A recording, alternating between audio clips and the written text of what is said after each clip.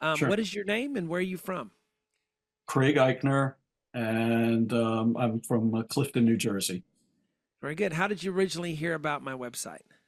I found it online for a tutorial on how to play the fills for American Pie, and that's how I discovered your site.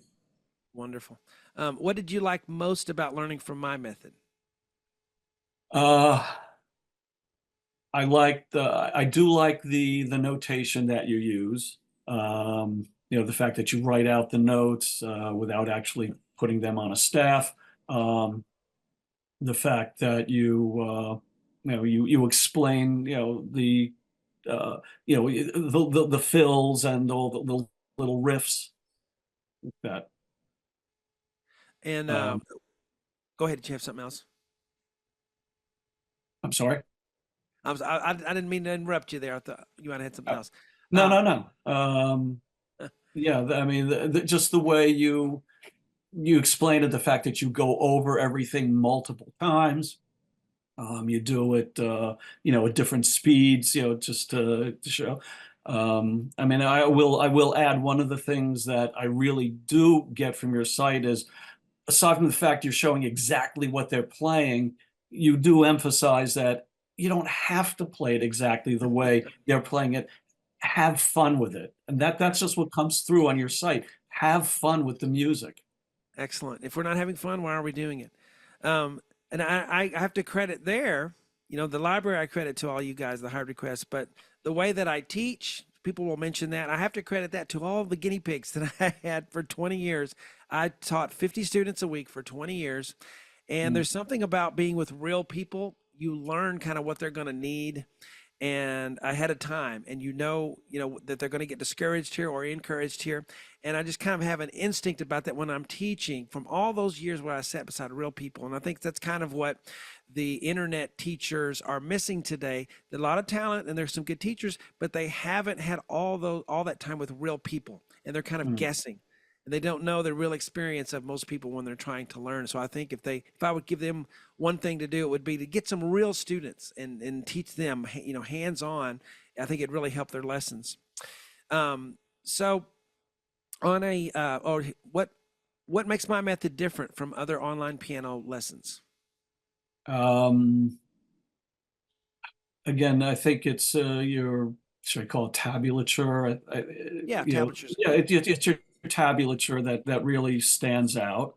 And again, it's just the way you meticulously go through each of the chords and the fills and the runs. Um, it's that's it. It's not, some of the other people online, they'll go through it and then maybe they'll go through it once and you say, wait a minute, what did he or she do? And you have to go back.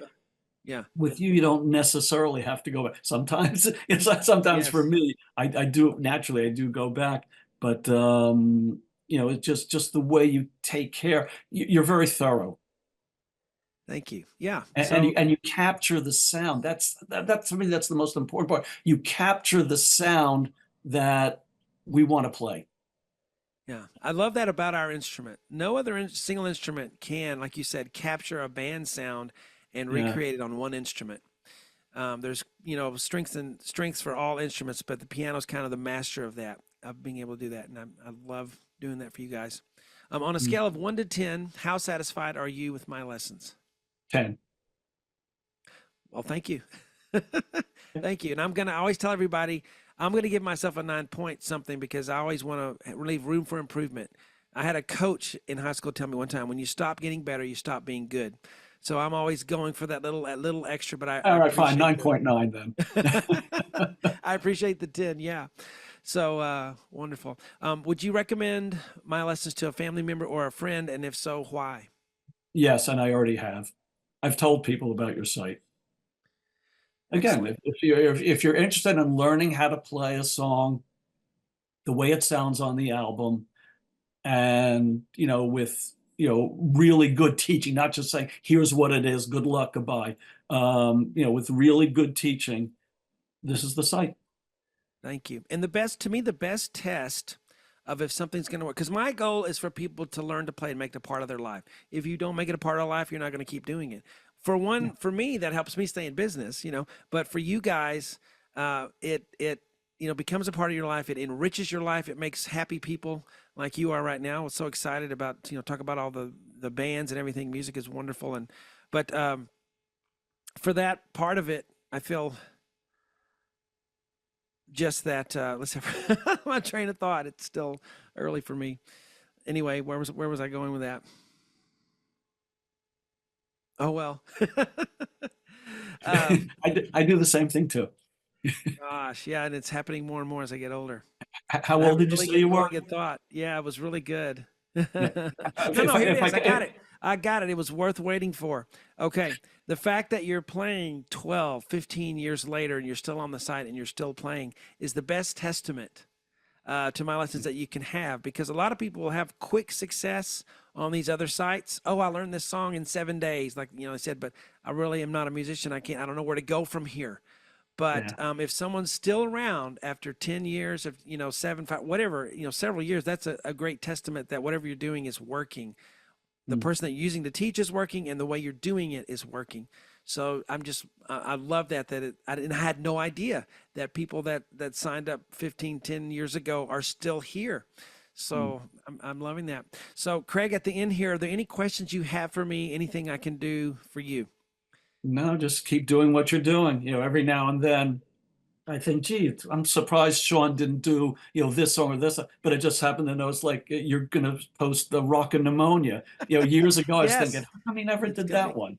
And then here You you know what? go. I've been waiting for 17 years for someone to do a hard request, because I have to, make it a hard request, because I've got to spend it's going to take me 3 or 4 days, and I have to be Yeah. paid for that time to make it worth my while. But someone finally is willing to do that, and I'm so happy.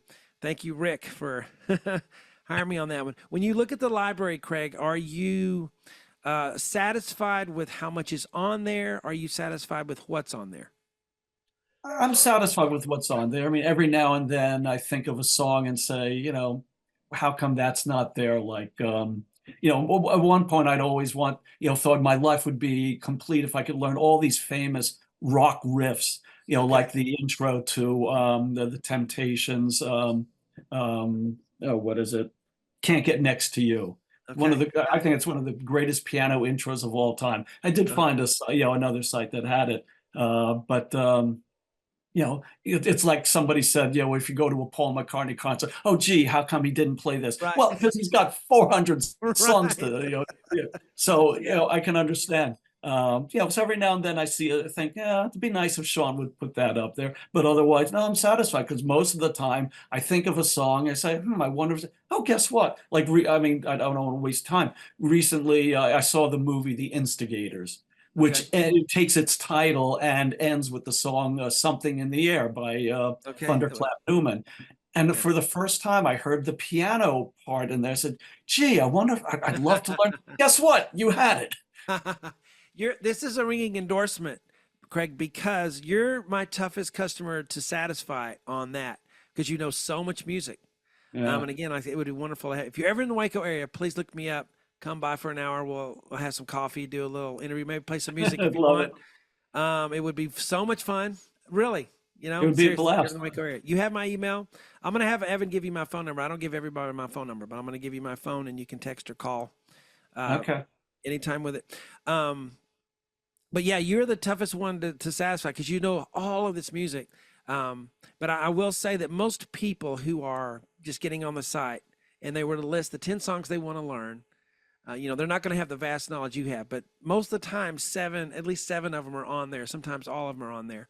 And I'm hoping because I'm doing this for the rest of my life. I hope to hand this off to my son, and to have, he'll continue it, and to have, just everything on there eventually that we can possibly have. Well, Craig, thank you so much for talking with me. Well, And thank you. This again, was a real treat for me. have you already done the Google review for me? I haven't done it yet. I wasn't sure, because Oh, I know there was oh, something in okay. there about being Yes, it for lifetime members, whatever. that will help me tremendously with what's called my SEO, search engine optimization. If you Sure. wouldn't, only take two minutes and just write a little something. What we've been talking about here, My son's Okay, going to send you a link for that. If you wouldn't mind that's just fine. clicking on that and give me a review. And again, I'll give you my phone number. Call me anytime, especially around Okay. here. Would love to get together and meet you in person. But it's been great to get to know I've you here on only been to Zoom. Texas once, but I'd love to go again. All right, Greg. Thank you. Thank you Shalom. so much. Be well. Keep doing what you're doing. Wonderful, This Craig. Well, it's nice to meet you, Craig. Thank you so much for doing this. And I'm doing it for my testimonial page and my website. So I figured I would just reach out to members and you guys. I'm loving this. I thought it would be overwhelming, but I just love meeting you guys and talking with you, getting your story. So where are you from? I live in Clifton, New Jersey. It's about 7 miles from New York City. Okay. Uh, lived in New Jersey almost all my life. Born in the Bronx, Okay. which I guess is supposed to add with this. So what's it to you? But Yeah. So you're a tough guy, um, huh? yeah, yeah, I wish. Um, I've been playing piano for ever since I was a teenager. Um, and I mean, I found your site. I was looking. I mean, I remember. I can't remember exactly when, but I was looking for someone to show how to do all the various fills for American Pie, Okay. Yeah. and Classic. that's how I literally stumbled on your site, and it was like amazing. You had every riff there, and I said, "Wow, this is really great." And I thought, what about some other songs? Like my favorite Bob Seger song is "Against the Wind," and I mean, I will Speaking say, my language. I love hearing. I love songs. I love classical rock. I don't know if you can see, I'm wearing a Billy Joel T-shirt just Yes. for the Oh occasion. man, this is awesome. Have you ever seen him in concert? Yes, once. Once. I Once. saw him three Yes. times. Oh, great. Um, the first time back in 1980, his Glass Houses tour. Oh, I mean, you should know. I mean, I don't know if you. I'm 70 years old, okay. so I've been around a while. I know I'm not your oldest fan, but probably close to it. You know Um, what, Craig? You guys, I'm hearing people say I'm 70. I'm, upwards. Some people are almost 80, and you guys are so full of life. I mean, some of these 7-year-olds I see are always, already, just always, But you guys are so full of life. And maybe the music is doing that for you. I don't know, or the way you live a lot life. of it is. I mean, last year, my wife, Mimi, and I saw Bruce Springsteen again for the second time. Oh wow. Sadly, it's almost 7 years ago that we saw Paul McCartney. Oh my Uh, gosh. You are speaking my language. You're. Yeah, This is exactly. great. I mean, I know I can see from your song list that you're mostly into classic rock. I mean, I consider myself very lucky. I've seen a lot of the people that you featured. I even going back, I saw Jerry Lee Lewis and Chuck Oh Berry my in gosh. concert. I wish you Um, lived close here, Craig. I would love to have you sitting on this seat here and doing a podcast and hear you just let you talk about all the things you've seen and experienced with these artists live. it's amazing. I mean, my wife also, before we were married, we were at the Simon and Garfunkel concert in Central Oh Park. my gosh. Wow. Do you But collect then, all and the in fact, tickets and memorabilia and stuff? Do you have like a room or something dedicated to all We these? have a lot of the ticket stubs. I'm not huge into merch, although usually I get a T-shirt, stuff Uh-huh. like that. Um, but my favorite song of all time, hands down, is "Bridge Over Troubled Water," Okay, and I learned yes. how to play that. There was a book that came out around 1970 called "Top Songs of the '60s," and it had the exact um, score, the way that it's played on the album. And with a lot of difficulty, I learned how to play it. Yeah. And that was like the first real hard rock song I ever learned. My problem is I hear things, on but I can't reproduce it on the keyboard. Yeah. And Yeah. that's why I need people like you. I mean, I'm in awe of your ear. Oh, Uh, thank you. you're Thank you. welcome. I'll tell you my process. It'll probably make you sick, but this is the gift that God has given me since I was born. If I hear something, I immediately know what the notes are. They're just in me, That's amazing. And it's not necessarily the names of the notes. It's just a color, a feeling, a texture, and then I just know. It isn't. Yeah. There isn't any figuring out middle step. It's just already there. So that's the gift I was given. I remember being a little kid, like 6 years old maybe. We had a record player. It was in the dining room. piano was in the living room, and I would go and put the needle down and listen to a little bit, pick it up, and then go down and then write down the notes, And then I'd go Yeah. back and do it. And little did I know that's what I would be doing much later. Yeah, and nobody thought that was special in my house or anything. In fact, I didn't know Um, that, it was a gift at all until I was maybe 14. I thought, wow. not everyone can do that. I didn't realize, that doesn't happen. So that was given to me so that I could do what I'm doing for you guys. And I have to tell you, you look at the library and you say, "Oh, I'm in all this classic rock." I didn't start until I was almost 30, listening because Wow. I was classically trained. I went all the way in that other. In fact, I was training to be in the Van Cliburn competition, international piano competition at the time, and I, said, "I hate this. I don't like the competition. I don't like having to Right. be the best every day, all the time, or trying to be the best."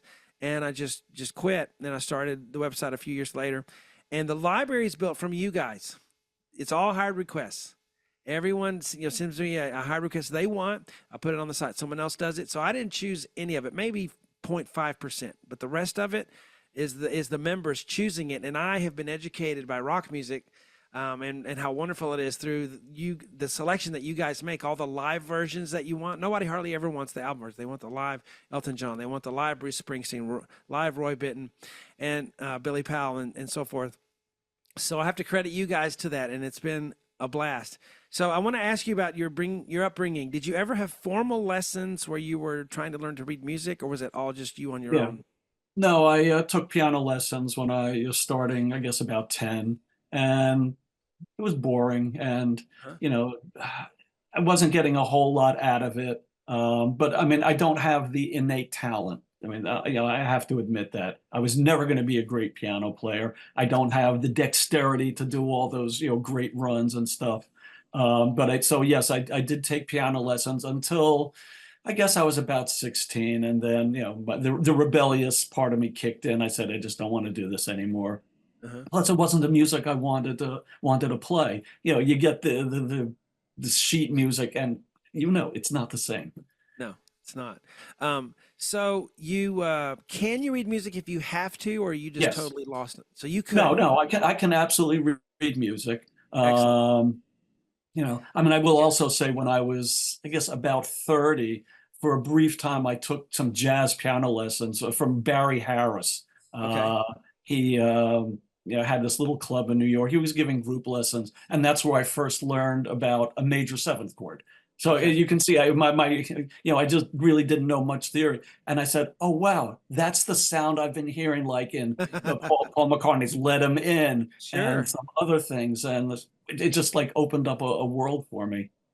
Yeah. So the music reading wasn't like the way you wanted to go when you were a kid. It wasn't the songs you wanted to play. Probably was the biggest thing, because you're learning "Row Row Row Your Boat" and "London Bridge" Yeah, instead of Paul McCartney. Beatles songs. Why aren't we learning Beatles songs? you right, know. exactly. And So and, that's the and again, typical. what was in the books just doesn't sound like the way Yeah. it ought to sound. I mean, the only other book I just happened to pull this, this book, Billy Joel song. This has, how to play it. Yeah. Yeah. But and it's the voicings and things like that I just didn't have. Yes, I know.